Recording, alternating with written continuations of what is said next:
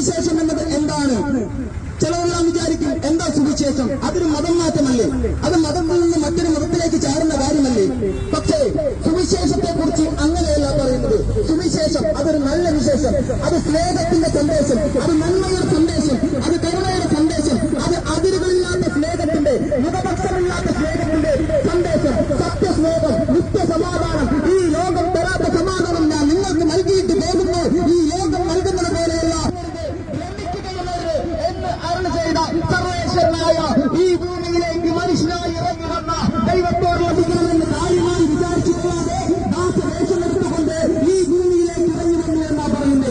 അതെ, കർത്താവ് കാണിച്ചു തന്നത് എന്താ? ഒരു മതമല്ല. കർത്താവ് കാണിച്ചു തന്നത് എന്താ? ഒരു മാർഗമാണ്. മതപരിവർത്തനമല്ല സുവിശേഷം. ഒരു മതത്തിൽ നിന്ന് മറ്റൊരു മതത്തിലേക്ക് ചാടുന്ന കാര്യമല്ല സുവിശേഷം. ഈ തലയിൽ നിങ്ങൾ ഞങ്ങളെ നോക്കിക്കൊണ്ടിരിക്കുന്നുണ്ടല്ലോ. ഇവർ നല്ല പ്രായത്തിൽ തന്നെ ഇങ്ങനെ യേശുവിനെ കുറിച്ചെല്ലാം ഈ പബ്ലിക് വേദിയിൽ പ്രസംഗിക്കുന്നുണ്ടല്ലോ. ഇവർക്ക് ജോലിക്ക് പൊക്കോടെ, പഠിക്കാൻ പൊക്കോടെ, അല്ലെങ്കിൽ ഈ ലോകത്തിൻ്റെതായ പല പല പല കാര്യങ്ങൾക്ക് സിനിമയ്ക്കും പല സിദ്ധാന്തങ്ങൾക്കും പൊക്കോടെ. എന്തുകൊണ്ടാണ് നിങ്ങൾക്ക് നാണമില്ലാതെ യേശുവിനെ പറയുന്നുവെന്ന് നിങ്ങളുടെ ഹൃദയത്തിന്റെ ഏതെങ്കിലും കോണുകളിൽ ചിന്ത വരുന്നുണ്ടെങ്കിൽ ഞങ്ങൾക്ക് നിങ്ങളോട് വിളിച്ചു പറയുവാനുള്ളത്, ഈ സുവിശേഷത്തെ കുറിച്ച് ഞങ്ങൾക്ക് ലജ്ജയില്ല.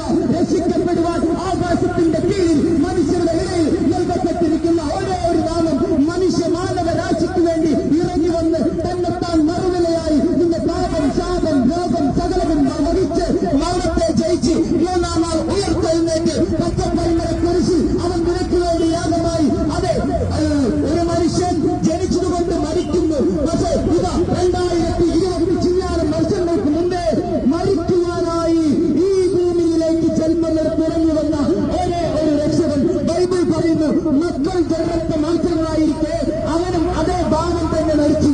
അതെ, അവൻ അതുപോലെ ഇറങ്ങി വന്നു. സ്വർഗീയ മഹിമകളെല്ലാം അതുപോലെ തന്നെ ഇരിക്കണമെന്ന് വിചാരിക്കാതെ, ദൈവത്തോടുള്ള സമത്വം മുറുകെ പിടിക്കാതെ, നിന്നെ ഏറ്റുകൊണ്ട് നിന്നെ പേടിക്കാൻ വിശ്വസിക്കും. ഒരു മതം മാറുവാനാണ് പറയുന്നത്. ഒരു മാർഗമാണ് സുവിശേഷം. ഒരു നിറവേറ്റുകയായ മനുഷ്യനെ നരസ്നേഹിയാക്കി മാറ്റുന്നതാണ് സുവിശേഷം. നാടിനും വീടിനും വീട്ടുകാർക്കും നാട്ടുകാർക്കും പേടിച്ചപ്പനായി വടിയേറും